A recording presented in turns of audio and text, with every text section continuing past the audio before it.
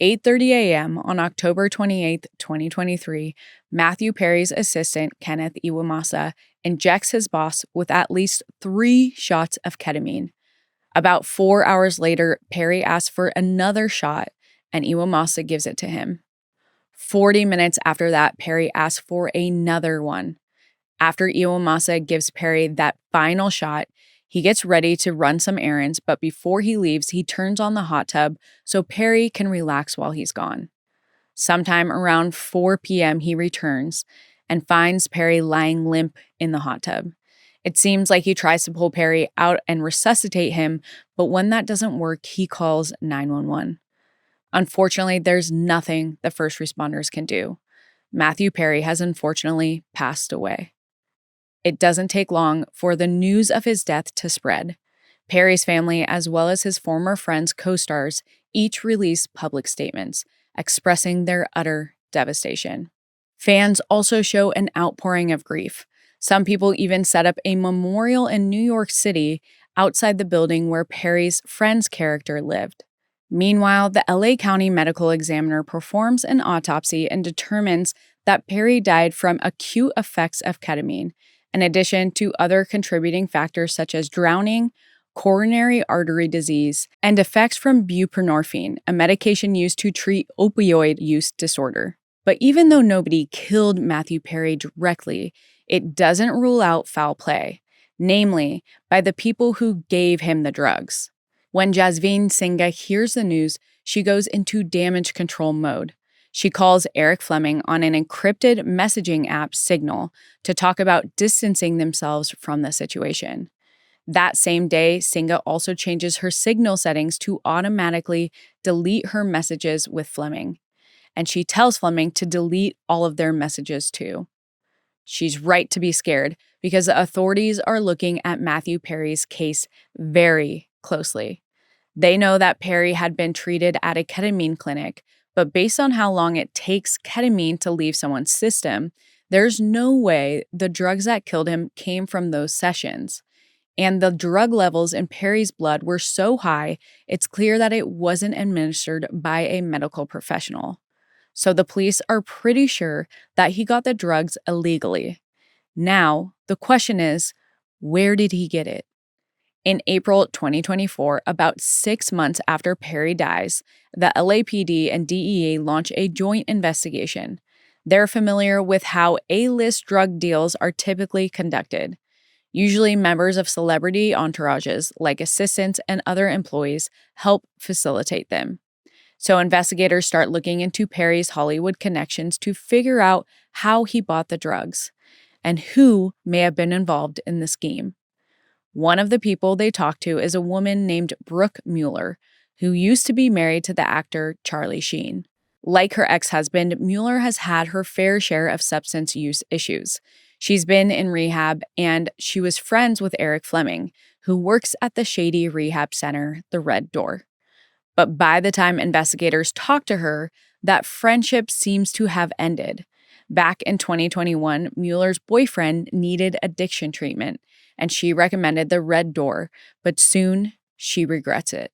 Because Mueller's boyfriend was none other than William Cooney, the patient who died of the fentanyl overdose at the Red Door. The incident may have created a rift between Fleming and Mueller, and when investigators talk to her about Matthew Perry's death, Mueller points them to Fleming's drug operation with Jasveen Singha. Once the authorities learn about Eric Fleming's drug ring with Jasveen Singha, the investigation into Matthew Perry's death moves pretty quickly. Some of the most incriminating evidence comes from phone records that they obtained from Fleming and Singha, whose communications weren't as secure as they had thought. Singha didn't seem to realize that even if you delete Signal messages from your phone, investigators can still subpoena the company for them. This gives them a massive trail to follow, which eventually leads them to Perry's assistant, Kenneth Iwamasa, and to the 2 doctors, Salvador Plasencia and Mark Chavez. It's clear that the dealers were selling the drugs to Perry with no concern for his safety. A text from one of the doctors said, quote, "I wonder how much this moron will pay." And they have a lot more than just a paper trail to follow. A few months before Perry's death, Singh's home had been raided as part of another investigation. At the time, they found 79 vials of ketamine, as well as a huge stash of meth, mushrooms, cocaine, and prescription drugs. When all 5 suspects are arrested in August 2024, Singha catches the most charges, including 1 count of conspiracy to distribute ketamine, 1 count of maintaining a drug-involved premises, 1 count of possession with intent to distribute methamphetamine, 1 count of possession with intent to distribute ketamine, and 5 counts of distribution of ketamine. After the arrests are made, U.S. Attorney Martin Estrada speaks at a press conference and says, quote, "These defendants cared more about profiting off of Mr. Perry than caring for his well-being. Drug dealers selling dangerous substances are gambling with other people's lives over greed. This case, along with our many other prosecutions of drug dealers who cause death, send a clear message that we will hold drug dealers accountable for the deaths they cause." As of August 18th, 2025, Singha has agreed to a plea deal. She also admits to selling ketamine to a man named Cody McClary, who died from an overdose in 2019. In order to avoid a federal trial for Matthew Perry's death, she officially pleaded guilty on September 3rd to some modified charges, which are 1 count of maintaining a drug-involved premises, 3 counts of distribution of ketamine, and 1 count of distribution of ketamine resulting in death or serious bodily injury. But this case isn't over yet.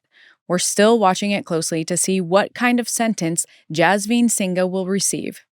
She's facing up to 65 years in prison, but her lawyer says that Singha has, quote, accepted responsibility and deserves a lesser sentence. But it remains to be seen if the judge will take that into consideration when deciding her punishment. Singha's sentencing is scheduled for December 10th, 2025. Kenneth Iwamasa, Eric Fleming, Salvador Plasencia, and Mark Chavez have all pleaded guilty to various charges as well and will be sentenced soon. They've all admitted to participating in an innocent man's death. Now, the biggest question left is what kind of punishment they'll face.